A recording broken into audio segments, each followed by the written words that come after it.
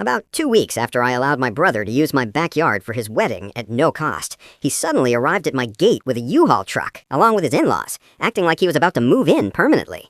I didn't even unlock the door. Instead, I stood outside with my friend David and my lawyer, who handed my brother a formal trespassing notice right there.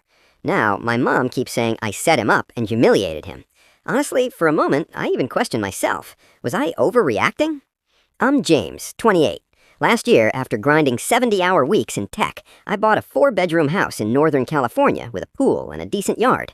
My younger brother, Michael, 25, has always been the charming but irresponsible one, constantly rescued by our parents, Robert and Patricia. Around 6 months before the wedding, during a family dinner, my mom casually pointed out how perfect my house would be as a venue. Michael and his fiancée, Jennifer, complained about how venues were charging around $15,000, and my dad threw in the classic line, "Family helps family." After weeks of pressure calls and guilt messages, I finally agreed, but only with strict conditions. Maximum 75 guests, access to just 2 bathrooms, event ending by 10 p.m., and they'd handle all setup, cleanup, and damages. Michael quickly agreed to everything, which in hindsight should have been a red flag. Soon after, Jennifer began treating my home like her personal project. She'd show up unannounced, filming the yard and suggesting changes like trimming hedges or repainting areas. One day, I returned from a trip to find them discussing building a dance floor over my pool with a planner and contractor. I shut that down immediately. Then, the guest list quietly increased to 150. After confronting Michael, we compromised at 100, with a proper contract and liability insurance required.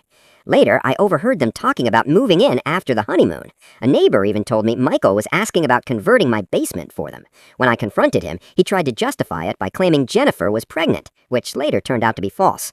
That's when I got serious. I changed locks, installed cameras, and had my lawyer clearly state they had zero right to stay beyond the event. 3 days before the wedding, I gave him a final ultimatum: proper insurance, original contract, and written confirmation they wouldn't move in, or no wedding. He pushed back, called me controlling, but eventually complied. On the wedding day, things were still messy. They tried to use my bedroom as a bridal suite. I refused. Extra chairs showed up. I had them removed. Security turned away unapproved guests. At 9:55 p.m., I cut the lights and sound to enforce the end time.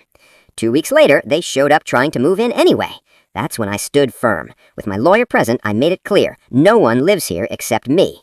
After an argument involving my parents, I even called the police to officially remove them. Now, my family's divided. Some relatives understand after seeing proof. Others say I should have sacrificed more because family comes first. So yeah, was I wrong for setting boundaries and refusing to let them take over my home?